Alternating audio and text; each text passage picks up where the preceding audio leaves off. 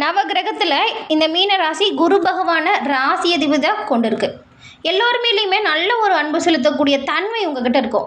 எல்லோருக்கிட்டையும் அன்பாக, அரவணைப்பாக, அனுசரணையாக இந்த மீனராசிக்காரங்க நடந்துக்குவாங்க. தன்னோட குடும்பம் மட்டும் இல்லை, தன்னை சுற்றி இருக்கிறவங்களுமே அன்பாக பார்த்து கொள்ளக்கூடிய சிறப்பான குணம் உங்ககிட்ட இருக்குங்க. இந்த ரெண்டு மீனை ஒன்று சேர்ந்து இருக்கிறது போல தான் இந்த ராசியோட அடையாளம் இருக்கும். அதே போல் கொஞ்சம் உணர்ச்சி வசப்படக்கூடியவங்களாம் நீங்கள் இருப்பீங்க பாருங்கள். மற்றவங்க மேலே அன்பு காட்டுறதா இருந்தாலும் சரி, உங்கள் மேலே யாராவது அன்பு காட்டினாலும் சரி, அந்த முழுமையான அன்புக்கும் நம்பிக்கையாக இருப்பீங்க. யாராச்சும் உங்களுக்கு துரோகம் செஞ்சிட்டாங்கன்னா உங்கள் வாழ்நாள் முழுவதும் அவங்கள மறக்கவே மாட்டீங்க. அவங்கள விட்டு உடனடியாக விலகிடுவீங்க. அதிகமாக கொஞ்சம் ஆன்மீகத்தில் ஈடுபாடு இவங்களுக்கு இருக்கும். இந்த மீனராசிக்காரங்களுக்கு பாருங்களேன், உடல் உபாதைகளை பொறுத்த வரைக்கும் நோய் எதிர்ப்பு சக்தி கொஞ்சம் கம்மியாக தான் இருக்கும். உடல் ஆரோக்கியத்தில் நீங்கள் கொஞ்சம் சிறப்பான கவனம் எப்போவுமே எடுத்துக்கணும். மீன் சின்னத்தை கொண்ட இந்த ராசி நீர் ராசியை சேர்ந்தது, குரு பகவான ராசி அதிபதியாக கொண்டது. பெரும்பாலும் நீங்கள் தைரியசாலிகளாக தான் இருப்பீங்க.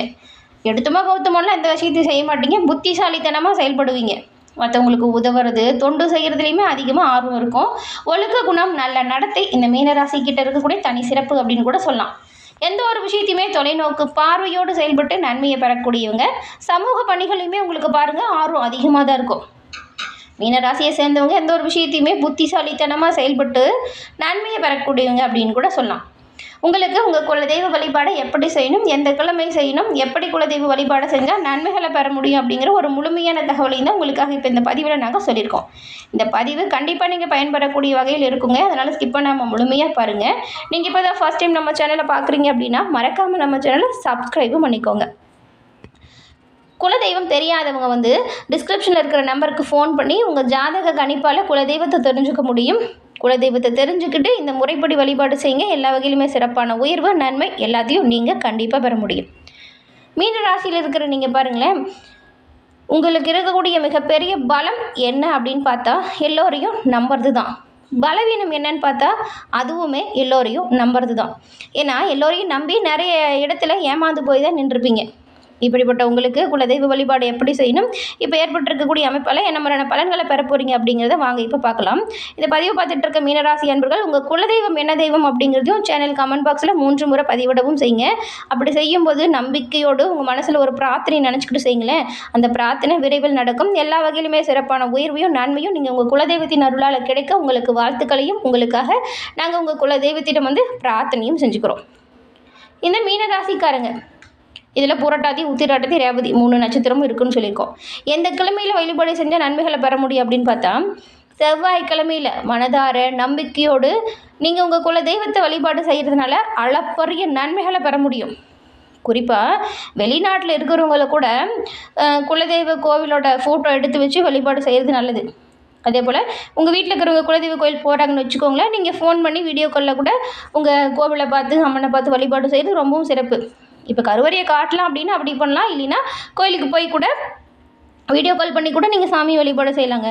அதுவும் முடியலையா, நீங்கள் இருக்கிற இடத்துல ஒரு தீபம் வச்சு பூஜை அறையில் தீபம் ஏற்றி குலதெய்வத்தை மனசார நினச்சிக்கிட்டு பிரார்த்தனை பண்ணுறது ரொம்ப ரொம்ப நல்லது. அதே போல் இந்த மூதாதையரை கார்த்திகை மாதத்தில் இந்த மீனராசி அன்பர்கள் வழிபாடு செய்கிறது குடும்ப விருத்தியையும் தடையையும் நீக்கும். சுபிக்ஷத்தை தரக்கூடிய ஒரு வழிபாடாக இருக்கும். செவ்வாய்க்கிழமை குலதெய்வ வழிபாடு மீனராசி அன்பர்களுக்கு உகந்த ஒரு வழிபாடு அப்படின்னு கூட சொல்லலாம். அதே போல் ஏதாவது காரணத்தால் ரொம்ப நாளாக குலதெய்வ கோயிலுக்கு போக முடியல அப்படின்னு இருக்கிறவங்களாம் கண்டிப்பாக வருஷத்தில் ஒரு முறையாச்சும் குலதெய்வ கோவில் சென்று வழிபாடு செய்யணும். இந்த வழிபாடு உங்களோட வாழ்க்கையில் உடனடி நிவர்த்தியை கொடுக்கும். மீனராசிக்கு ரொம்ப அவசியமான வழிபாடு அப்படின்னா அது குலதெய்வ வழிபாடு தான். குலதெய்வத்தின் வழிபாட்டின் மூலம் நினச்ச காரியங்கள் எல்லாம் சிறப்பாக நடக்கும். கூடுதலாக நீங்கள் பாருங்களேன், பசுமாட்டுக்கு உணவளிக்கிறதுனால நல்ல பலன்களை பெற முடியும். இதெல்லாம் ஒரு சின்ன விஷயமாக தான் இருக்கும். செஞ்சு பாருங்கள், நன்மையும் நல்ல ஒரு உயர்வையும் கண்டிப்பாக பெறுவீங்க. உங்களுக்கு இந்த வாரத்தோட அமைப்பு எப்படி இருக்குது, இதனால் என்ன ஒரு மாற்றங்களை பெற போகிறீங்க அப்படிங்கிற ஒரு முழுமையான தகவலையும் வாங்க நாம் இப்போ விரிவாக பார்க்கலாம். இந்த மீன ராசியில் புரட்டாதி 4ஆம் பாதம், உத்திராட்டதி, ரேவதி இந்த 3 நட்சத்திரங்களும் இருக்குது. கிரக நிலைகளை பொறுத்த வரைக்கும் பாருங்களேன், சுகஸ்தானத்தில் சந்திரன் இருக்கார். அது கூடவே குரு பகவானும் ரணருண ரோகஸ்தானத்தில் கேது பகவானும் இருக்கார். அயன சயன போகஸ்தானத்தில் பார்த்தா இந்த சனி, ராகு, சூரியன், புதன், சுக்கிரன் இந்த 4-5 கிரகத்தோட சேர்க்கையுமே ஒரே இடத்துல இருக்குது. சனி, ராகு, சூரியன், செவ்வாய், புதன், சுக்கிரன் 6 கிரகங்க. 6 கிரக சேர்க்கையும் ஒரே இடத்துல அமைஞ்சிருக்கு. இந்த அமைப்புகளை பார்க்கும் பொழுது இந்த மீனராசி அன்பர்கள் உங்களுக்கு பாருங்களேன், எந்த ஒரு விஷயமா இருந்தாலும் கொஞ்சம் கவனமாக செயல்பட்டால் நல்லதை பெற முடியும். பொருளாதாரத்தை பொறுத்த வரைக்கும் இப்போ உங்களுக்கு ஒரு தன்னிறைவு உண்டாகக்கூடிய வாரம் அப்படின்னு கூட சொல்லலாம். ஏன்னா ராசி அதிபதி பாருங்கள் குரு பகவான் சுகஸ்தானத்தில் சஞ்சாரம் செய்கிறாரு. விவசாயிகளை பொறுத்த வரைக்கும் விளைச்சல் இப்போ கொஞ்சம் நல்லா இருக்குன்னு வச்சுக்கோங்களேன். கடந்த காலத்தில் ஏற்பட்ட பாதிப்புக்கு கூட ஒரு சிலருக்குலாம் இழப்பீடு கிடைக்கக்கூடிய வாய்ப்பு இருக்குது. வீடு வாகனம் வாங்கணும் அப்படின்னு நினைக்கிறவங்களோட முயற்சிகள் இப்போது சித்திக்கும், அதாவது பழிக்கும்னு வச்சுக்கோங்களேன். ரொம்ப நாளாக ஏதாவது வீட்டை பார்த்து வச்சுருப்பீங்க, வாங்கணும்னு நினச்சிருப்பீங்க, அந்த வாய்ப்பு தள்ளி போயிருக்கும். இப்போ இந்த வாய்ப்பு தானாக அவங்கள தேடி வரும். ஒரு சில மீனராசிக்காரங்களாம் வச்சுருக்கிற பழைய வண்டியை மாற்றிட்டு கூட புதுசாக வண்டி வாங்கக்கூடிய வாய்ப்பு இருக்குது. உபரி வருமானம் அதிகமாக கிடைக்கிறதுனால தாராளமாக செலவு செஞ்சு சந்தோஷமாக இருப்பீங்க.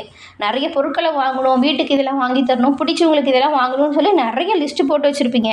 ஆனால் அதெல்லாம் கொஞ்சம் செய்ய முடியாமல் இருந்திருக்கும். இப்போ பாருங்களேன், தொழில் வியாபாரம் நல்லா இருக்கிறதுனால நீங்கள் உங்கள் ஆசைப்பட்டவங்களுக்கு எல்லாமே வாங்கி தரக்கூடிய வாய்ப்பு. அதே போல் பொருளாதாரம் நல்லா இருக்குது அப்படின்னா கடுமையாக உழைக்கணுங்க. உழைக்கிற அளவுக்கு கண்டிப்பாக உயர்வு ஏற்படும். நேரம் நல்லா இருக்குது அப்படிங்கிறதுனால எதுவுமே தானாக வராது. உழைச்சா நல்ல ஒரு அமைப்பு இருக்குது, அதை வச்சு பயன்படுத்திக்கலான்னு வச்சுக்கோங்களேன். அப்படிப்பட்ட அமைப்பு தான் இப்போ உங்களுக்கு இருக்குது. தாய் வழி சொத்து கூட தேடி வர வாய்ப்பு இருக்குது. உபரி வருமானம் கிடைக்கிறதுனால செலவு செய்கிறதுல சந்தோஷப்படுவீங்க. நீங்கள் இந்த காலகட்டத்தில் சேமிக்க தொடங்குங்க, இது ரொம்பவும் நல்லது. பங்கு சந்தை ஆதாயம் கூட சேமிப்பை கொடுக்கும். தாய் தந்தை சகோதரிகள்கிட்ட இருந்து வந்த கருத்து வேற்றுமையும் உங்களை விட்டு விலகுது. ஆரோக்கியத்தில் நல்ல ஒரு முன்னேற்றம், நல்ல ஒரு மகிழ்ச்சி, சந்தோஷம் வருவதற்கு நிறையவே வாய்ப்பு இருக்குது. அதே போல் மனதை மகிழ்விக்கக்கூடிய வகையில் சம்பவங்கள் நடக்கும். வீட்லேயுமே இது வரைக்கும் உங்கள் சொல்படி கேட்டு நடக்காதவங்க உங்கள் சொல்ல கேட்டு நடந்துப்பாங்க. சொல்படி உங்கள் பிள்ளைங்க கேட்டு நடக்கும். இதுவே மனசுக்கு ஒரு ஆறுதலாக இருக்கும். உத்தியோகத்தில் நினச்ச இடமாற்றம் கிடைக்கும். புதிய வேலை வாய்ப்பு மன நிறைவை தருது. விண்ணப்பித்த அரசு உத்தியோகம் தொடர்பாக நல்ல செய்தி உங்களை தேடி வருதுங்க. அதே போல் ரொம்ப நாளாக வரன் தேடிட்டு இருக்கீங்க அப்படின்னா நல்ல வரன் கிடைக்குமே வாய்ப்பு இருக்குது. புத்திர பாக்கியம் வாரிசு உருவாக்கம் உண்டாக போகுது. ஆலய தரிசனமும் புனித நதிகளில் நீராடக்கூடிய பாக்கியமும் இப்போ கிடைக்கும் பாருங்கள். எல்லா வகையிலுமே நன்மையும் நல்ல ஒரு உயர்வையும் பெற தினமும் நீங்கள் விநாயகரை வழிபட்டு வாங்க. சகல ஐஸ்வர்யங்களும் விநாயகரின் அருளால் நீங்கள் பெறுவீங்க. இந்த வாரம் எல்லாமே நல்லதாக நடக்கும் பொழுது தேவையில்லாமல் கொஞ்சம் மனக்குழப்பம் ஏற்படும். எதிரில் இருக்கிறவங்களோட செயல்கள் பாருங்கள் திடீர் கோபத்தை உண்டாக்கும். தேவையிட்டாத வீண் செலவும் வர வாய்ப்பு இருக்குது. ஏன்னா பண வருமானம் நல்லா இருக்கிறதுனால நிறைய விஷயத்தை வாங்குவீங்க, செலவு பண்ணுவீங்கன்னு சொன்னோம் இல்லையா? அதில் தேவையில்லாத செலவு நிறைய வர வாய்ப்பு இருக்குங்க. அதனால் செலவு பண்ணும்போது பார்த்து பத்திரமா பண்ணுங்கள். குழப்பம் ஏற்பட்டால் தெளிவாக பிளான் பண்ணி அந்த ஒரு விஷயத்தையும் பண்ணுங்கள். கோபத்தை தவிர்க்க பாருங்கள். இது மூணும் நல்லது. ஆன்மீகத்தில் என்ன கொஞ்சம் அதிகரிக்கும். விருப்பமான நபரை சந்திக்கிறதுனால மனதில் மகிழ்ச்சியும் அதிகரிக்கும். தொழில் வியாபாரம் தொடர்பான காரியத்தில் கூட இழுபறியாக இருந்த நிலை இப்போ மாறுது. திட்டமிட்டு செயல்படுங்க. இப்படி திட்டமிட்டு செயல்பட்டால் தொழில் வியாபாரத்தில் கூட நீங்கள் நல்ல ஒரு கூடுதல் லாபத்தை இந்த வாரம் பெறலாம். உத்தியோகத்தில் இருக்கிறவங்கள பொறுத்த வரைக்கும் பாருங்களேன், வேலையில் நிறைய கஷ்டம் இருந்திருக்கும். பணி சுமை அதிகமாக இருக்கும். பணி சுமையும் வீண் அலைச்சலும் இப்பயுமே கொஞ்சம் உண்டாகிற மாதிரி தான் இருக்குது. ஏன்னா நீங்கள் செய்கிற வேலையால் மேல் அதிகாரி கொஞ்சம் அதிருப்திக்கு நீங்கள் ஆளாகிற மாதிரி இருக்குது. கவனமாக செய்யுங்க. உங்களுக்கான பணிகளை சிறப்பாக செய்கிறது நல்லது. குடும்ப உறவுகள்லையுமே நல்ல ஒரு அன்பு அந்யோன்யம் இருக்குது. ஆனால் தேவையில்லாமல் ஏதாவது விவாதம் பண்ணாதீங்க. சில்லறை சண்டை வரவுமே வாய்ப்பு இருக்குது. இதனால் மன வருத்தம் வரலாம், கவனமாக இருங்க. அக்கம் பக்கத்தில் இருக்கிறவங்க கொஞ்சம் அனுசரித்து போகிறது நல்லது தானே. பெண்களை பொறுத்த வரைக்கும் மனதுக்கு மகிழ்ச்சி அளிக்கக்கூடிய சந்திப்பு இப்போ ஒன்று நடக்கும். கலைத்துறையில் இருக்கிறவங்களுக்கு பாராட்டு கிடைக்க வாய்ப்பு இருக்குது. அதே போல் வெளிநாடு போய் படிக்கணும், வேலைக்கு போகணும் அப்படின்னு நினச்சவங்களுக்கு அதற்கான அங்கீகாரம் இப்போ கிடைக்கும். வெளிநாடு பயணம் நல்லபடியாக அமையும். உங்கள் நண்பர்கள்கிட்ட பாருங்கள், உறவு நிலை சிறக்க விட்டு கொடுத்து கொஞ்சம் கோவப்படாமல் அவங்கக்கிட்ட பழகிறது நல்லது. அவசியமான ஒரு விஷயம் அப்படின்னு கூட சொல்லலாம். அரசியல்வாதிகளை பொறுத்த வரைக்கும் ரொம்ப நாளாக இருந்து வந்த பிரச்சனை இப்போ உங்களை விட்டு விலகுது. எந்த ஒரு விஷயத்துலையும் பொறுப்போடு செயல்படுங்க. மாணவர்களுக்கு விளையாட்டில் ஆர்வம் உண்டாகும். அதே நேரத்தில் படிப்பு விஷயத்தில் கொஞ்சம் கூடுதலாக கவனம் செலுத்துறது நல்லது. இந்த புரட்டாதி நட்சத்திரக்காரங்களை பொறுத்த வரைக்கும் இந்த வாரம் சக கலைஞர்களின் ஆதரவு மகிழ்ச்சியை தருது. கடனும் குறையுது. மாணவ மாணவிக கல்வியில் நல்ல ஒரு முன்னேற்றம் இருக்குது. எதிர்பார்த்த மதிப்பெண்ணையும் நீங்கள் இப்போ பெறலாம். இந்த ஞாபக மறதி வரவுமே வாய்ப்பு இருக்குங்க. அது பெருசாக கெடுதிலாம் இல்லை. கொஞ்சம் கவனமாக எதையும் பிளான் பண்ணி பண்ணணும். ஒரு பொருள் எங்கே வைக்கிறோம் அப்படின்னு கரெக்டாக ஞாபகம் வச்சுக்கிட்டு செயல்படுங்க. நண்பர்கள் உங்களை ஒரு பக்கபலமாக இருப்பாங்க. அடுத்து உத்திராடதி நட்சத்திரக்காரங்களுக்கு பொறுத்த வரைக்கும் இந்த வாரம் வண்டி வாகனத்தில் பயணம் செய்யும்போது வேகத்தை குறைச்சிக்கிட்டு வண்டி ஓட்டுறது நல்லது. ஏன்னா இந்த காலகட்டம் உத்திராட்டத்தி நட்சத்திரக்காரங்களுக்கு உடல்நிலையில் சின்ன சின்னதாக மருத்துவ செலவுகள் ஏற்பட வாய்ப்பு இருக்குது. பெருசாக கெடுதி எதுவும் இல்லை, சின்ன சின்னதாக மருத்துவ செலவு வரும், அது கவனமாக இருந்தாலே தவிர்க்கலாம். குடும்பத்தை பொறுத்த வரைக்கும் விட்டு கொடுத்து அனுசரித்து போகிறது நல்லது, நிம்மதியும் ஒற்றுமையும் தரும். மீனராசி அன்பர்களை பொறுத்த வரைக்குமே கிரகநிலை அமைப்பு நல்லாவே இருக்குங்க. கவனமாக முன்னெச்சரிக்கை செயல்பட்டால் எல்லா விதத்துலையுமே நன்மையும் நல்ல ஒரு உயர்வை நீங்கள் பெறலாம். கோபத்தை தவிர்க்க பாருங்கள், விட்டு கொடுத்து அனுசரித்து போங்க, நல்லது நடக்கும். அதே போல் நீங்கள் உங்கள் பூஜை அறையில் தீபமேற்றி குலதெய்வத்தை மனசார வழிபட்டுட்டு அன்றைய தினத்தை தொடங்குங்க. நன்மையும் நல்ல ஒரு உயர்வையும் குலதெய்வத்தின் அருளால் நீங்கள் பெறுவீங்க. என்ன நேயர்களே, இந்த பதிவை நீங்கள் பயன்பெறும் வகையில் இருந்திருக்கும்னு நினைக்கிறோம். பதிவு பிடிச்சிருந்தால் லைக் பண்ணுங்கள், உங்கள் நண்பர்களுக்கும் ஷேர் பண்ணுங்கள். மறக்காமல் சப்ஸ்கிரைப் பண்ணி வச்சு கூட வர பெல் ஐக்கானை கிளிக் பண்ணி வச்சு பாருங்கள். தொடர்ந்து பார்த்தமைக்கு நன்றி நேயர்களே.